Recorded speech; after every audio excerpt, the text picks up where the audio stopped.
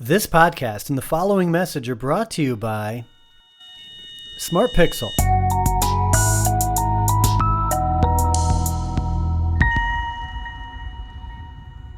Turn your website's anonymous visitors into engaged customers. Smart Pixel turns your anonymous website visitors into fully identified first-party consumer data. When this match and identification takes place, Smart Pixel can return up to 300 attributes on the consumer. You get name, postal address, email, gender, and date of birth, plus more specific details like home ownership, vehicle ownership, political party affiliation, presence of children in the household, and many more. Smart Pixel, real-time information about your website visitors, easy to install, and fully GDPR and CCPA compliant. Find out more by going to AutoConverse.com/smartpixel. That's www.autoconverse.com/SMARTPIXL. And thank you.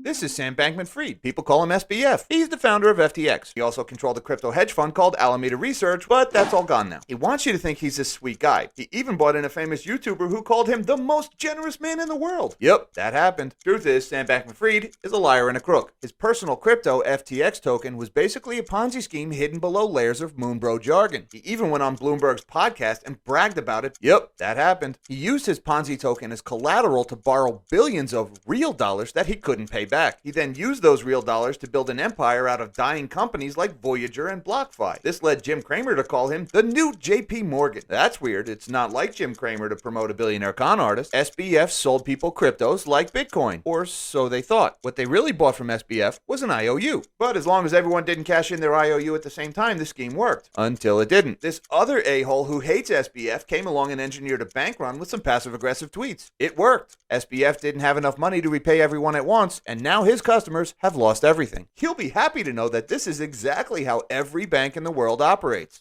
So where did all the money go? He misappropriated $4 billion trying to save his failing hedge fund. Whoops, that's a felony. He spent $21 million on Super Bowl commercials, $5 million for the big guy, $40 million in campaign donations. I wonder what he wanted in return. And everyone who's pointing at this story and saying, "This is exactly why we need to regulate crypto." Remember that SBF stole billions. That's already a crime. And he spent a lot of it on bribing politicians. Also a crime, in order to create a crypto monopoly for himself. Government regulations don't protect the customers. They protect the crooks. That's exactly what SBF was trying to do.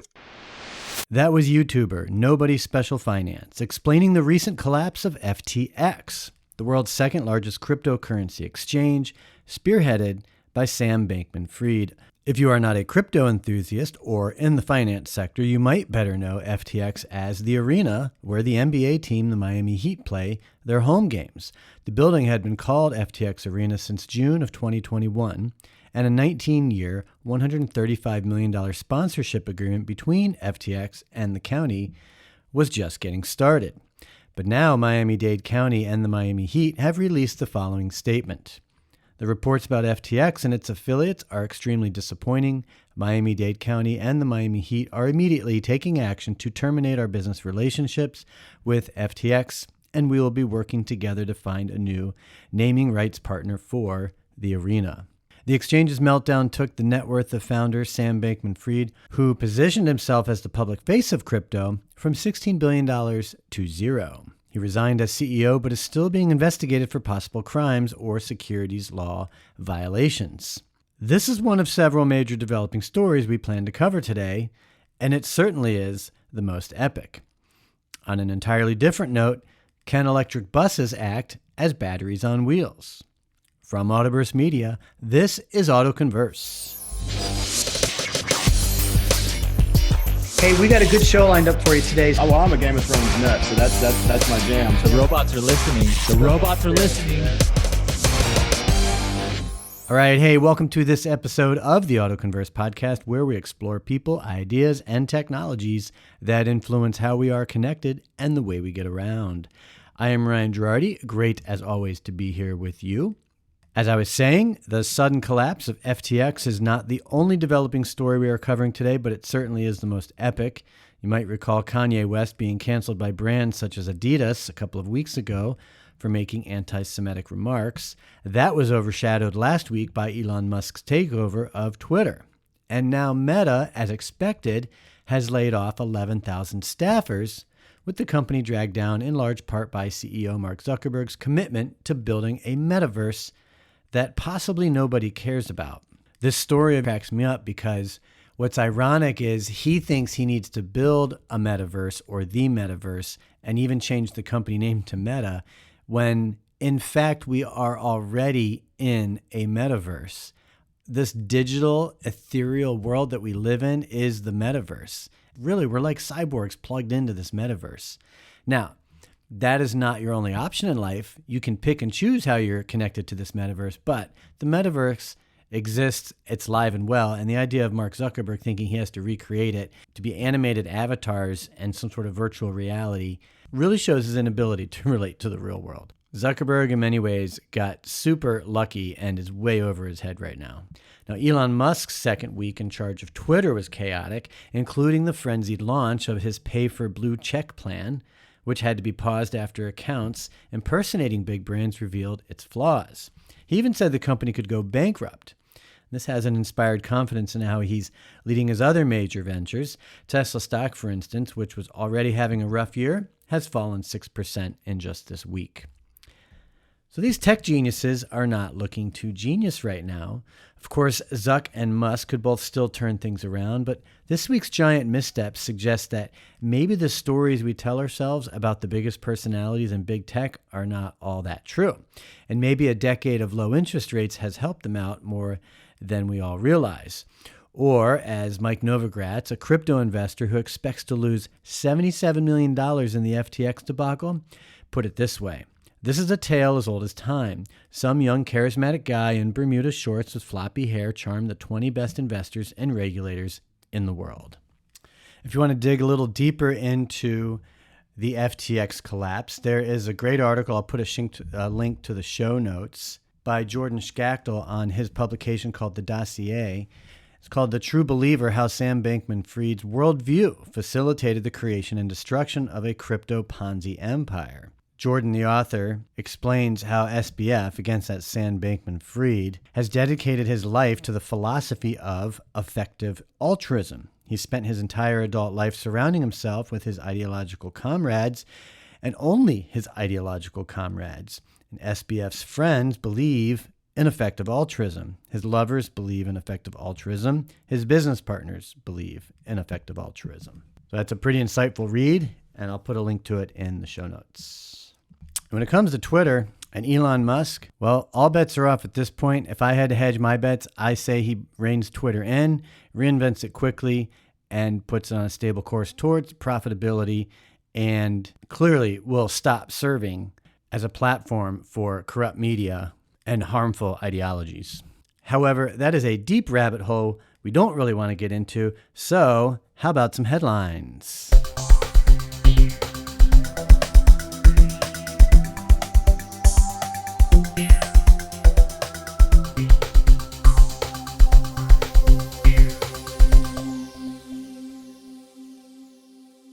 All right, so to kick things off, COP27 talks began last week with a deal to discuss climate reparations. UN climate talks began in Egypt last Sunday with a deal to discuss how rich countries can help pay for the damages caused by global warming elsewhere.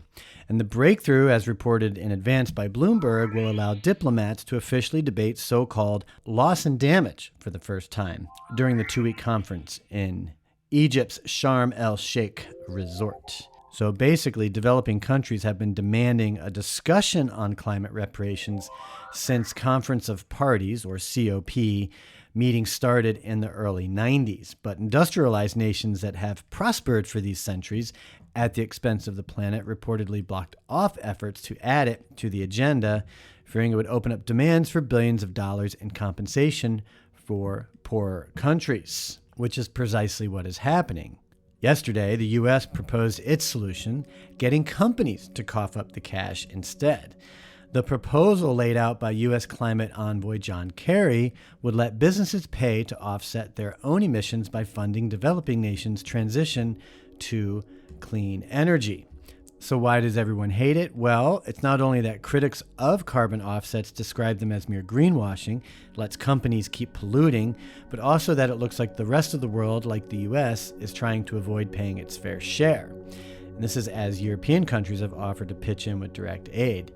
The problem is the current US political environment really doesn't make giving billions in financial aid, which requires congressional approval, to get through, which is not the case when it comes to something like the war in Ukraine. We can get billions of dollars there. So that's pretty interesting. We will see how that evolves. It definitely is going to move slowly, but that's where you can see the discussions are opening up at the COP27. Moving on to something fringe but similar, Ford Motor Chief Electrification Officer Doug Field has shared some of his thoughts on potential bottlenecks that could be faced by electric vehicles today.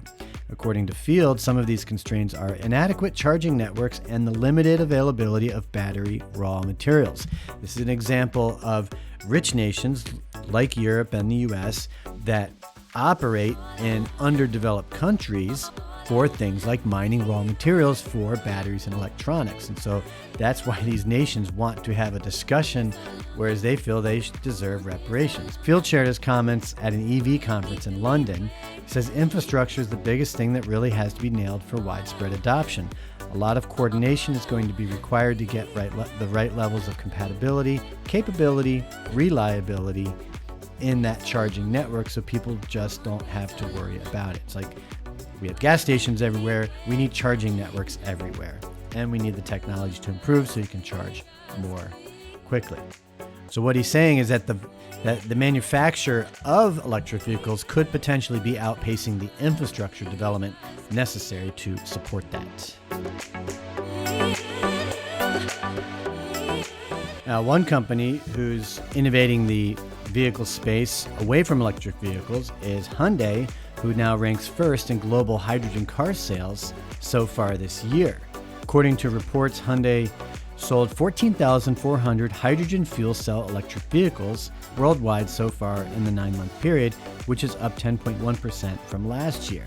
And this is led primarily by Hyundai's FCEV Nexo, which is having outstanding performance, almost 8,500 cars as of September. That's up over 23% from last year. By comparison, Toyota ranks second. They've sold just over 2,600 FCEVs as of the third quarter, which is down almost 48% from last year, largely due to slumping sales of the Mirai. Toyota is continuing to struggle with supply shortages due to issues in its supply chain, that coupled with natural disasters and other factors. But combined, Hyundai and Toyota's market share stands at 58.7% and 18.2%, respectively.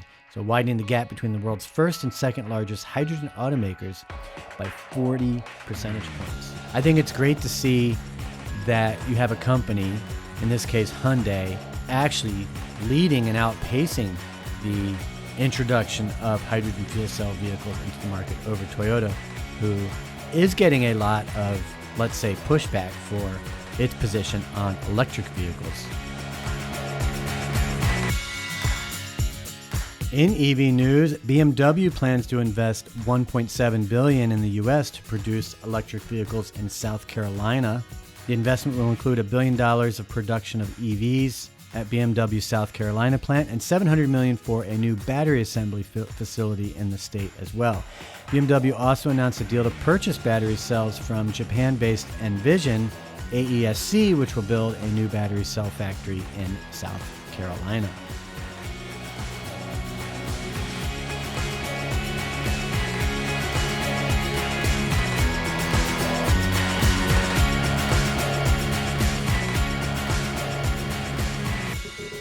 Electric vehicle startup Canoo said earlier this month that it would build a battery manufacturing facility in Pryor, Oklahoma, with a capacity of 3,200 megawatt hours production. The company's Pryor facility will make proprietary battery modules, energy management system, and thermal control technology. Canoo added it will be the first electric vehicle company to produce battery modules using hydropower from the Grand River Dam Authority. And in case you're wondering how we're going to track all of these batteries, well, Everledger and Ford have introduced a battery passport pilot, or tracking EV batteries. The battery passport concept was launched by the Global Battery Alliance, that's GBA, a multi-stakeholder alliance that brings together 110 leading international organizations. The battery passport is the digital identity of a battery, which includes information about its materials and components, and ultimately the battery itself. The passport will use Everledger's Auto ID, blockchain, and AI technologies to track batteries in various EV models for 6 months in the North American market. The companies will also work with the lithium-ion battery recyclers, Service Solutions, and Li-Cycle during the pilot. So there's like a vehicle identification number for a vehicle. It just allows a traceability, a trackability for all batteries going into electric vehicles. And here's a question. Can EV buses act as batteries on wheels? Municipalities looking to decarbonize both their transportation fleets and their grid appear to have a secret weapon: school buses.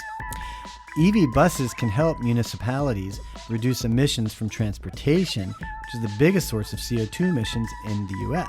But they also present an opportunity to bolster the electrical grid through bidirectional charging, programs that can turn buses into batteries. So as a result, efforts to make use of electric buses as both transportation and battery storage are now underway across the U.S., particularly in California, which of course is a leader in vehicle-to-grid or VTG experiments. They say if it's a diesel bus, that time that it's sitting there between routes, it's just rotting and leaking fluids and getting tired, whereas the electric bus can do other things in all of that time. Sean Leach, Director of Technology and Platform Management at Highland Electric Fleets, which supplies and manages electric buses for schools, says, "We have a very large battery sitting down there basically because there are just batteries on wheels." On the aerospace front, officials at NASA selected a team of 16 scientists and experts who will delve into the mysteries surrounding unidentified aerial phenomena, more popularly known as unidentified flying objects, or UFOs. The independent study kicked off just this month. The group will include experts across numerous disciplines, including astrobiology, data science, oceanography, genetics, policy, and planetary science, as well as retired NASA astronaut Scott Kelly, a former fighter pilot and test pilot and retired U.S. Navy captain. The new group, they say, won't necessarily seek to determine exactly what the UAPs, which have been seen moving through restricted military airspace over the past several decades, are. Rather, the team will look to hash out exactly how it's best for NASA to approach further study of the phenomenon.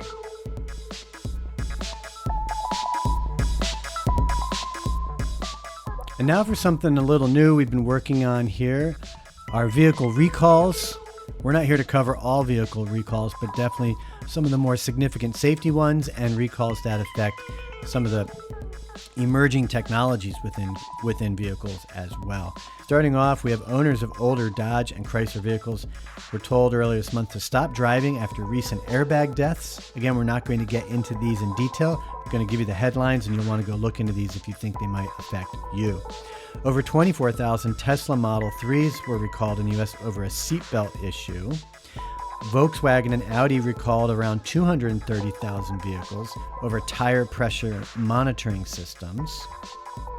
And Tesla also recalled thousands of Model S and X vehicles due to a potential power steering failure that has caused certain Tesla vehicles from 2017 to 2021 to be recalled. So again, if you think these recalls affect you, you might want to go do a little bit of research. And if you go to AutoConverse.com and sign up, we'll give you instructions on how you too can get access to our Slack workspace, not just for recalls, but for all the information that we share here and even the information that we don't share here. And finally, going back to the FTX meltdown, I wanted to play one more short clip for you that I found on YouTube about the banking system, just to offer up some contrast. All the banks are broke. They're broke because we have a system called fractional reserve banking, which means that banks can lend money that they don't actually have. It's a criminal scandal. We have counterfeiting, sometimes called quantitative easing, but counterfeiting by any other name. The artificial printing of money. which if any ordinary person did, they'd go to prison for a very long time. And yet governments and central banks do it all the time. Central banks repress the amount of interest that rates are, so we don't have the real cost of money. Plus, underneath all this, we talk loosely, in a rather cavalier fashion, do we not, about deposit guarantees. So when banks go broke through their own incompetence and chicanery, the taxpayer picks up the tab. It's theft from the taxpayer. And until we start sending bankers, and I include central bankers and politicians, to prison for this outrage, it will continue.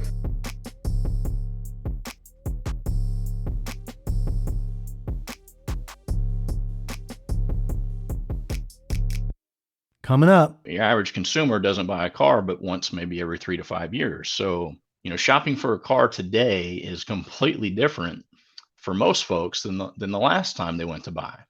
So, obviously us as car guys, we're well aware that inventory is scarce. And, you can't just walk into a dealership and have hundreds of cars to choose from. And, MSRP is, used to be, nobody paid MSRP. And now for most brands, they're charging up and above MSRP.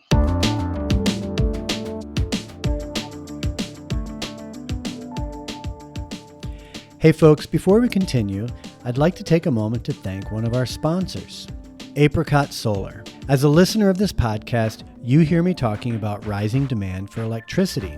And with an increase in demand, you can count on price increases. One way to combat this price hike is with energy independence by producing your own electricity. And one of the best ways to produce your own electricity at home is with solar energy. But not just any home solar energy system. The best way to go is with Apricot Solar. We experience the benefits of solar daily. They are real and undeniable. And even though it's been decades since its invention, there's still a lot of misinformation surrounding solar energy. As an example, the clip you heard me play earlier about solar costing you nothing was from a TikTok channel, and it is misleading. Apricot is here to change that. And that is why Apricot Solar wants homeowners to experience just how affordable and logical solar can be. From custom solutions to installation to financing, Apricot is your leading full-service solar provider. And we currently serve customers in almost every state, including but not limited to California, Nevada, Arizona, Texas, Florida, Colorado, Utah, Illinois, Pennsylvania, and many others. Together with homeowners, Apricot is working to make this clean energy source mainstream, saving you big dollars in the process. We believe the time is finally here to do energy differently. We have to be smarter. There is a better way, and more people are understanding that it is right in front of us. At Apricot, solar is finally simple. We want your solar switch to be as smooth and seamless as possible. And we are here to answer your questions, and a visit to your home is how we set a plan that makes the most sense for you and your family. You do not get just solar panels. With Apricot, you receive a complete net zero home system with service to match. Every component is designed to work together perfectly, from those first rays of sunlight hitting your roof to flicking on your light switch. Find out more by going to AutoConverse.com/solar or text the keyword solar to 855-766-7585 and get started today. You will be glad that you did.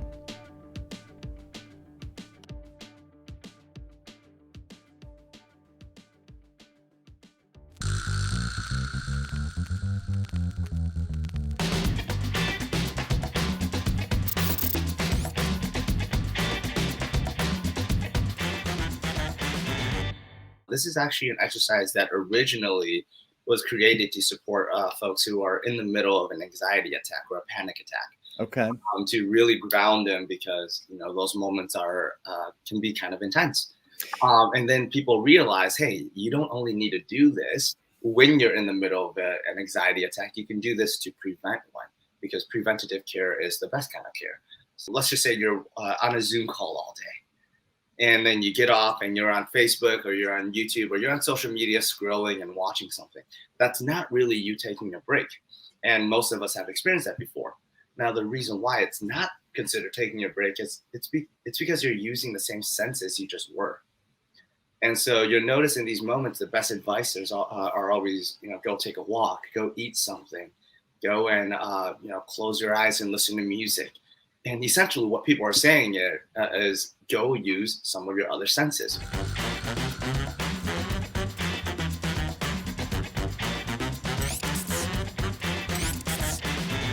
That was life coach Tuzher Lee from B2B Hour on AutoConversion, our company blog and website, not to be confused with AutoConverse.com, our mobility tech and connectivity blog and podcast that you are listening to. Tuzher was demonstrating his 5-4-3-2-1 stress release exercise, which is something we can obviously do from just about anywhere when we only have a minute and need to clear our mind and relax. I do it all the time. Visit Tuzher on the web by going to www.tuzherlee.com. That's Tougerlee. All right, let's get into our featured conversation. If you're a regular listener, you know that over the last several episodes, we have touched on the subject of car shopping quite extensively as vehicle prices have soared through most of 2020 and even before that. Another factor that has increased is interest rates for auto financing. Car loan interest rates in the U.S. were over 5% towards the end of September, and the last time interest rates were even near 5% was December of 2018, where they reached their highest value of 4.96%. For the next couple of years, interest rates steadily declined to as low as 3.85% in December 21, helping to cause a bubble in the car market.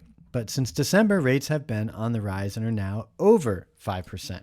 What does this mean for American auto shoppers? Well, aside from adding expense to your vehicle purchases, this also could result in fewer car purchases. The car financing business is huge in the United States due to high sales of both new and used cars.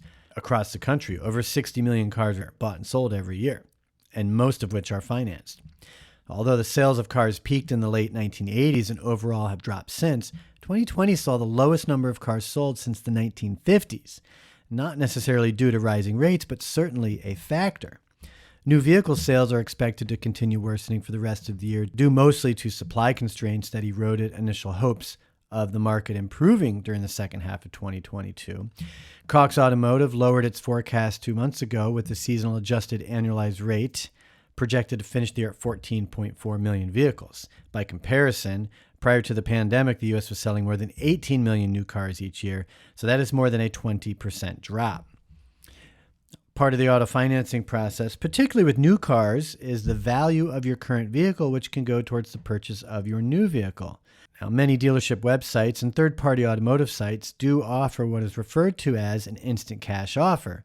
Enter your vehicle information, give us your contact info, and we'll give you an instant cash offer for your vehicles, and in some instances, a guarantee. So how are dealers able to do this without seeing your vehicle, and what's really behind this now standard practice? Well, to put it plainly, it's data. Between a vehicle's identification number, or VIN, and history reports such as Carfax or Experian's AutoCheck, a dealer or wholesale buyer typically has enough information about your vehicle and the current market to make a guaranteed cash offer for your vehicle. Well, is this the best way to go? Like most scenarios, that depends on multiple factors such as timing, your finance situation, your purchase intent, and of course the subtle factors that can go into the value of your vehicle. One thing to keep in mind is that typically this cash offer value is a wholesale value and not necessarily what your car is going to sell for, but that does not mean it's not a good direction to take. We had a discussion about all of this on the MTC show late last month, and in a moment I'm going to play for you the highlights from my conversation with Adam Thrasher from a company called iPrecheck. But rather than me explaining iPrecheck to you, here's Adam explaining it on the show. Yeah, so our software typically lives on a dealership's website and basically allows the consumer to find out, both their credit score and what kind of interest rate and how much they can finance with a soft pull, so it doesn't affect their credit whatsoever. We've also got technology that allows them to calculate their vehicle's value, the instant cash offer that we'll talk about later.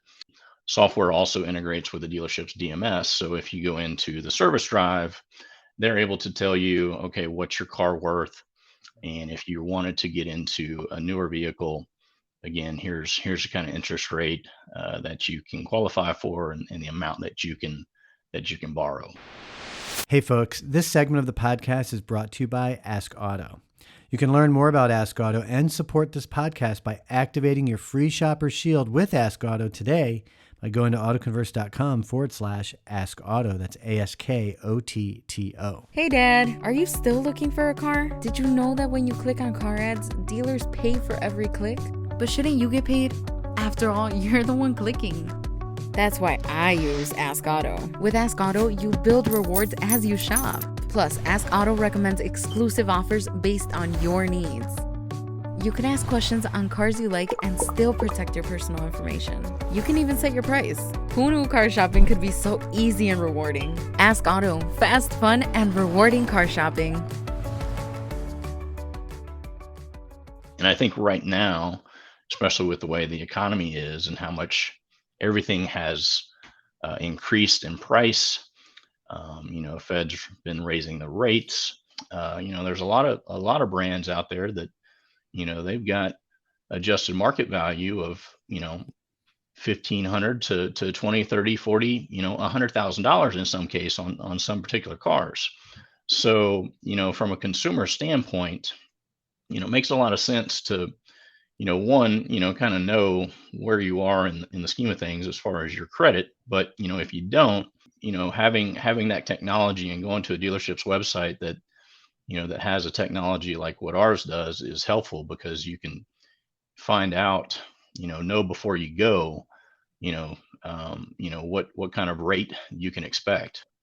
And like I said, with the way things are so different now, I think a lot of people are probably going to be in shock of, what a new car, loan looks like, especially Sure. with the fact that, new cars have increased, the prices have increased, the interest rates have increased. And, like you said, the average new car loan rate is 5.9%, according to Edmunds at the end of September.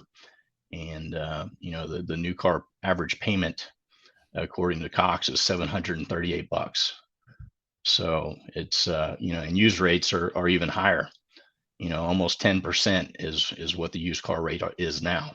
5% is not that high for a car loan. This is the national average for new cars specifically. So obviously you can pay a higher interest rate than 5%. It's just averaging out to be that. But as you said, a used car rate could go even higher. Do you know why used car rates are higher? I mean, I think just, the rates in general are much higher. Obviously, financing a used car used cars have always had higher rates, just because, I guess there's more risk to the bank. But 9.2% is the data that I found in my research getting ready for the show today. And the payment has gone up as well, from $440 in the second quarter of last year to $515. So you used to have, walk into a dealership, think, hey, $300 a month payment is is what I feel comfortable with. But a lot of shoppers, walking in the door and have an eye-opening experience. Yep. And I wonder how much that's affecting car sales themselves. I mean, car sales are down almost 20% from 2 years ago. I'm talking new car sales. How much of that do you think is attributed to just the total out the door cost, including your financing? You think it's deterring a lot of buyers? I think there's a combination of things. Obviously, one, availability. The fact that most dealerships don't have a car full of lots anymore. You couple that with the rising cost in vehicles, the rising rates. The person that used to, get a new car every year or every 3 years, they may be putting that off. But on the flip side, the car you're driving now, that when you go to trade it in, it's worth more. So, there's a little bit of compromise there. But I think, the availability coupled with, the price increase and the rates has kind of slowed things down, probably more so the availability than anything, because in most of America, you have to have a car to get around. We don't have the best public transit system in the majority of the country, so you've got to have a car. So the demand is still there. We've seen that with the market adjustments that a lot of dealerships are charging and making news about. For most Americans, you got to have a car to get from point A to B, and the demand's not going away. So prices keep going up, rates still keep going up, but people are still buying cars. I've got a really good friend that works at a Ford store south of here in Alabama, and the moment that 2023 Maverick pre-sales went live, they had hundreds of customers lined up, and Ford shut pre-sales down or pre-orders down 3 days after they open it. So the demand is there. That's a great point. Demand has not gone down. Even during the pandemic, we saw that. Initially dealerships got shut down, and within a month they were pretty much all open across the country because people needed their cars and getting in there. Is iPrecheck providing an instant cash offer widget, I guess you could say, for dealers' websites? Yeah, we've got that. We've got a partnership with Black Book to provide all of our valuations. So a dealer or a consumer could go to a dealership's website, click on the widget, and in a moment, a matter of seconds, they can get their value, instant cash offer from the dealership based on market conditions. So obviously there's quite a few other competitors out there. It's something that we do, and we also do it again in the service department. So if you go into a service drive of one of our dealerships, they'll be able to provide you with an instant cash offer on your vehicle based on your make, mileage, etc. You mentioned that you partner with Black Book. I don't know if consumers know Black Book like they do Kelley Blue Book. That's a consumer brand, right? Or is it more of a dealer brand? Yeah, I mean, there's lots of books out there. There's NADA, there's Black Book, there's Kelley Blue Book, which obviously, Cox Automotive owns Kelley Blue Book. So they've got the marketing horsepower and budget to get their name out there. So a lot of folks know who Kelley Blue Book is. But there's quite a few different books out there. Lots of dealerships use MMR, or they'll use vAuto to scan the market. So yeah, there's quite a few different books out there to get your valuations from.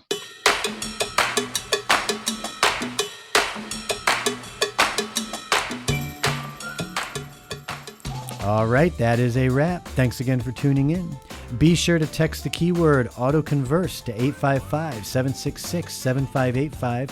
We will send you a link to get subscribed to our YouTube channel, and that way every time we do our live show, the MTC show, which is a recording session for this podcast, you have the ability to tune in live or at least watch the replay if you like.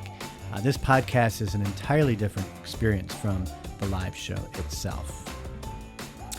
Also, if you're interested, be sure to text the word solar to 855-766-7585. Get information about our new partnership with Apricot Solar, the leading residential home solar company in the U.S. And needless to say, cryptocurrencies are not doing too well right now with the FTX meltdown. Bitcoin dropped into 16K territory for the first time since it was at that level late in 2020, just before shooting up to almost $70,000 per coin a year later in November of 2021. Dogecoin, unfortunately, is back under 10 cents a coin. So I'm thinking it could be a few weeks before we can say to the moon with enthusiasm. Take care, everyone. Ciao.